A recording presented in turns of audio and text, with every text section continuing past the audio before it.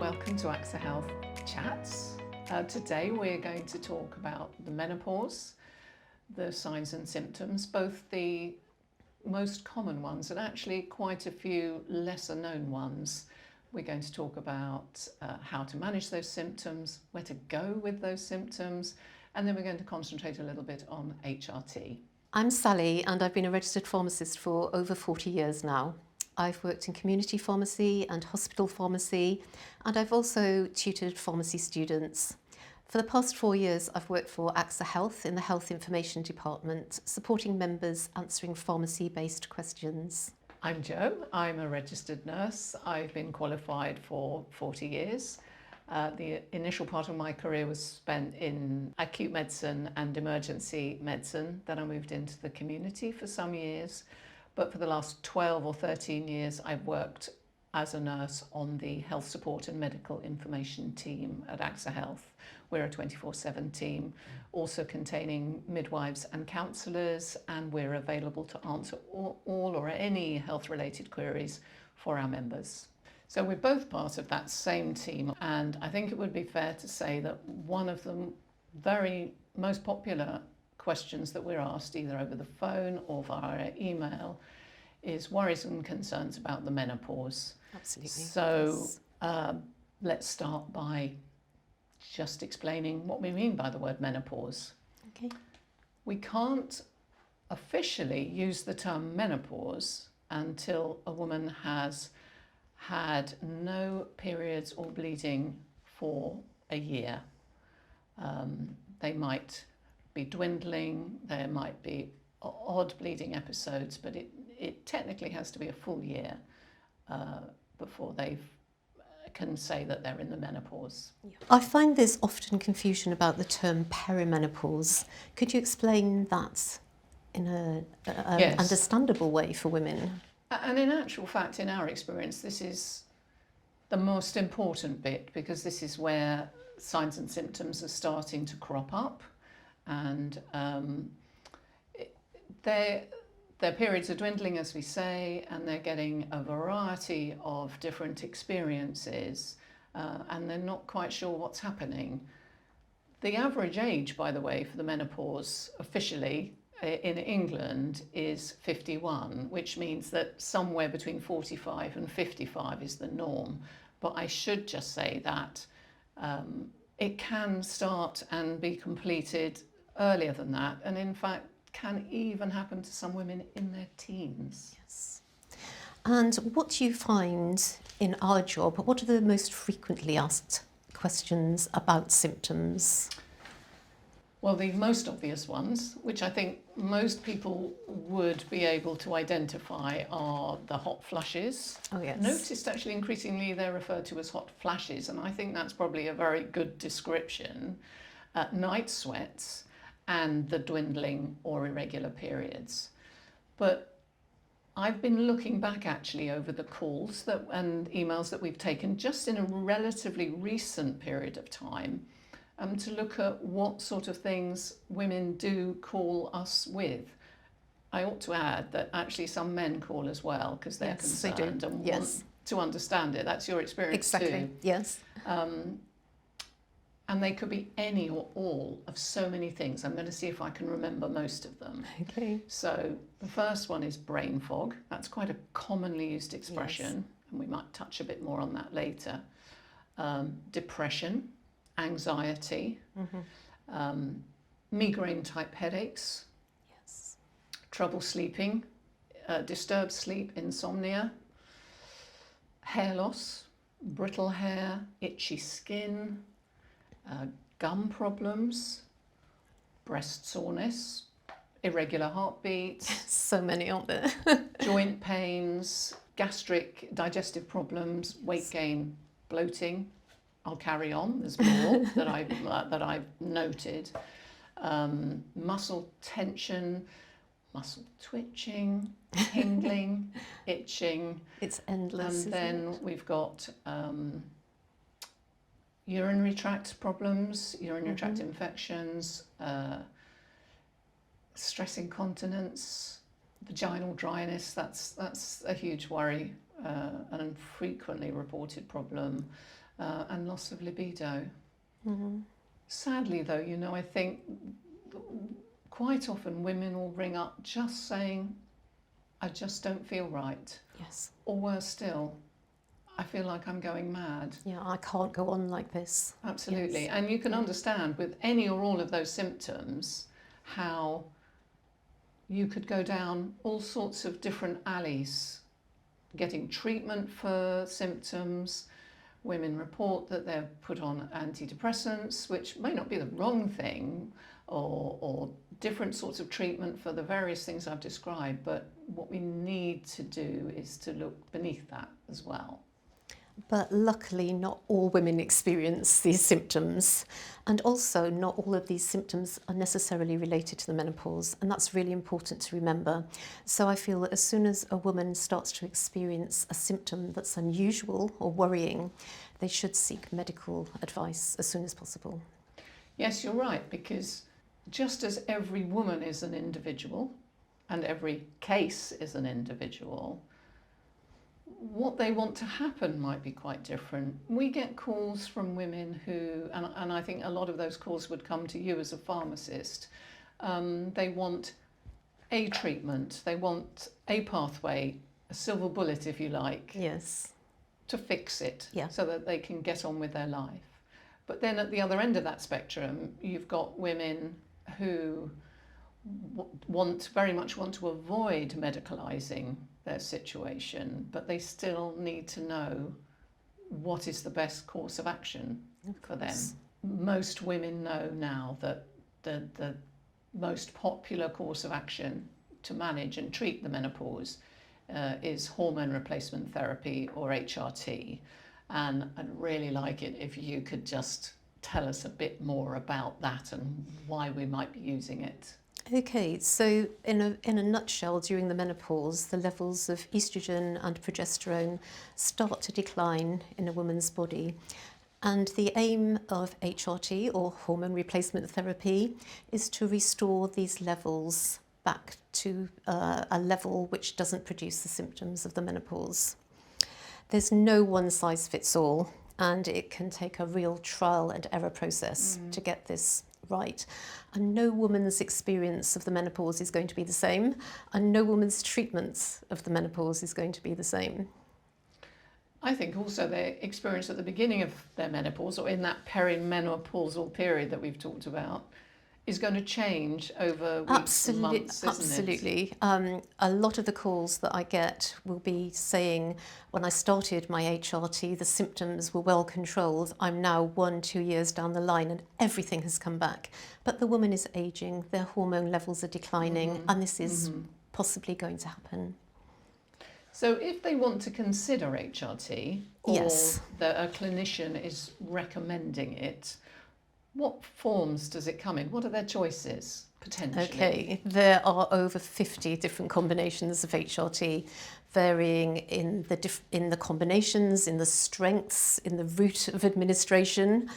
But basically the main forms of HRT are estrogen only, or estrogen and progesterone combined. Now, estrogen only is suitable for women who've had a hysterectomy, and the estrogen is available in patches once or twice weekly, as tablets, as gels, as sprays under the tongue. There's so many variations of application. But estrogen has the capacity to stimulate the lining of the womb. And this leads to a thickening of the womb and potentially cancer long term. So in women who haven't had hysterectomy, then we add in progesterone. And this protects against this happening. Estrogen alone can be given locally in the form of a vaginal tablet, in the form of a cream, and this helps deal with the genital urinary problems, such as urinary tract infections and vaginal dryness. In women who still have a womb and have not had a total hysterectomy, then progesterone is added. And in the perimenopause, this is given for 10 to 14 days a month. And this usually leads to a bleed not unsimilar to a normal period. However, as women move into the menopause, then progesterone and estrogen can be given on a continuous basis.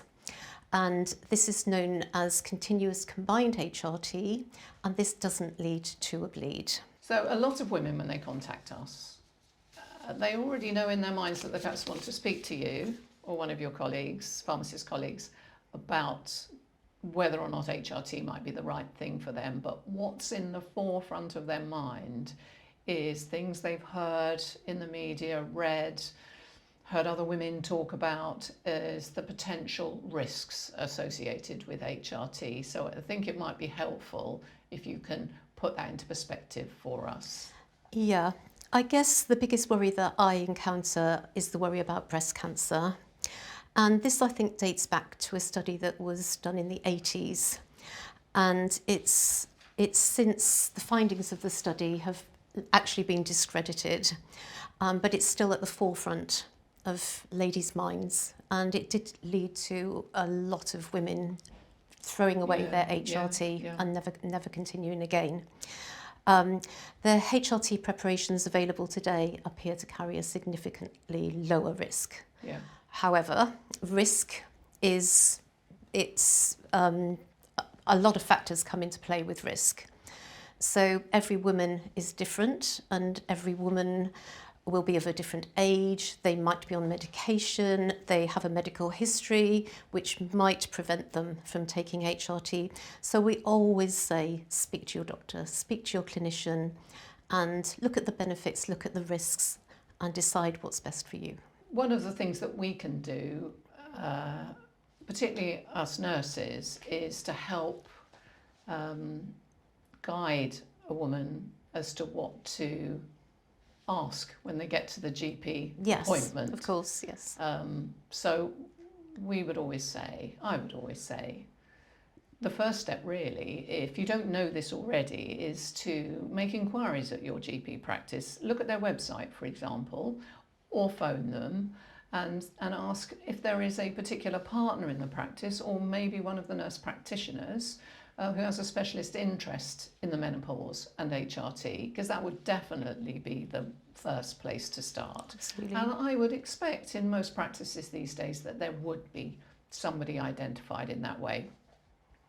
And then we would suggest that they perhaps keep a bit of a diary or some notes, all about the preparation really, isn't it? A diary of what's been happening with their periods, for example. A list of things that are bothering them that may or may not be related. Yes. Might be indications that they're perimenopausal. Keep a note of everything, maybe even put it in the order of what matters to them the most, what's bothering them the most, because that's what it's all about. It's managing them as an individual. So write all that down. Then I would also suggest that being that little bit more prepared is helpful. If you can inform yourself, there are lots of different ways to do that. There are lots of podcasts out there at the moment that specialise in the area of HRT. There's some television programmes that have been much talked about, books maybe, articles. There are local support groups that you can tap into. Talk to other women, particularly those that have already been through it. So it's just about arming yourself with as much information as you can. There are some really good websites that might be a good place to start. So the patients branch of the British Menopause Society, for example, called Women's Health Concern, easy to find if you put that in. I would also recommend the menopause pages on the NHS Choices website. Yeah, that's really good. Yeah. When you're sat in front of the doctor or the nurse, if it's not your regular practice, so perhaps you're sitting in front of someone privately, they won't know your medical history. So go prepared. Again, you could write this down if it's long and complex, or you're worried you might forget something, or the names of any of the medication you're on, particularly if you're experiencing this terrible brain fog. Write it all down. But they must know anything, as you've already said, anything of significance that's happened to them thus far, any other medical problems they've got, even surgical operations that they've had, and what medication they're on. So the message is to be prepared. It is a partnership, it is a consultation, and that means that's two people talking and exchanging questions and answers so that you can be well informed and make decisions that suit you. We haven't actually discussed the benefits of HRT. This is true. We've concentrated on the risks, and actually given at the right time, then protection against osteoporosis and cardiovascular disease are really important factors to consider. Yes. And again, another thing to bring up with your GP, another topic to discuss. Yes, absolutely. There are things that we as women can do to help ourselves as well. Yes. That statement's true of all people at all times, all stages in their life. But I think in moving into this new stage in a woman's life, everything comes back into very sharp focus. They're struggling potentially with all sorts of challenges at a time in their life when there's an awful lot going on in the workplace, in the home. So it's around self-care. Yes. There are lots of obvious things. I'm going to say them anyway, but managing your cardiovascular health, your heart health, which is going to help you, even in general terms, guard a little bit more carefully against heart disease, stroke, problems associated with blood pressure, ward off the potential onset of diabetes in later life. So it's thinking about your weight. Yes. It's having a conversation with yourself about your smoking habit, your alcohol intake. Yes. You can't just make everything right in one go. And the thought that you might have to is really overwhelming. So it's about making small gains where you can, baby steps if you like, being aware of them, starting to chip away where you can. When you do talk to your doctor, they may well help you to think about any dietary supplements you could take, any other types of supplements, to help guard against things like reducing bone density. So it's a holistic approach, as it always has been. But if you can be prepared, if you can be well informed, I know I've said that already, but this is the key, isn't it? And we haven't discussed there are non-hormonal treatments. Absolutely. If you want to go down that path, there are herbal supplements, acupuncture, CBT. And I think in that respect, you have to be sure they're safe and effective and have evidence-based research behind these products. Yes. And the best place to start is to ask your pharmacist or to ask your GP if these supplements are suitable for you as an individual. Of course, there are some women, many women in fact, that are lucky enough, if you like, to almost sail through the menopause with not many really intrusive symptoms. Yes. And they are the lucky ones. But I would say that it might be a good idea when they get an inkling, because of their age, obviously, and there will be some clues in the changing of the regularity of their periods, or the dwindling of their periods, or the disappearance of their periods after 1 year, remember, that they should still do their research, still do their homework, still have those conversations, and book in with the GP or the menopause specialist nurse and have that conversation, because there may be conversations to be had around whether or not it would still be beneficial to them in the long term to consider HRT to replace those dwindling hormones, not as symptom management in the moment, but by way of protecting their longer term health. Exactly. because more recently HRT has been shown to have some benefits when given at the right time, such as protection against cardiovascular disease and osteoporosis. And recent studies are indicating that there may also be some protection against dementia. So these are ongoing and hopefully will prove to be right. When we talk about the alternatives to hormone replacement therapy or to no therapy or no management in particular, other than more generic self-care measures, you've mentioned the prospect of non-hormonal supplements. Yes. And that's something that would require some careful research, as you've already said, and a discussion with a clinician, the appropriate clinician, rather than just buy the first thing that you see off the shelf. Yes. Equally with acupuncture, do your research, take some advice. And then with CBT, cognitive behavioural therapy, it's one of probably a raft now of talking therapies, what they're generally called, where with that one in particular, you sit down. It isn't even necessarily face-to-face these days. It could be on a video call, can even be on a telephone call, where you talk with a trained therapist about how you can understand better how you're feeling mentally, emotionally, and how you can help yourself to manage it. And there are a number of different types of therapy that you could look at. So something else to research perhaps. I would add to that if you are going to look for a therapist, there is a website called the British Association of Counsellors and Psychotherapists, BACP. It's very easy to find. If you go onto that website, you can do a postcode search, so you will come up with all the practicing therapists in their various disciplines in that area. You can spend some time then going through all the different biographies.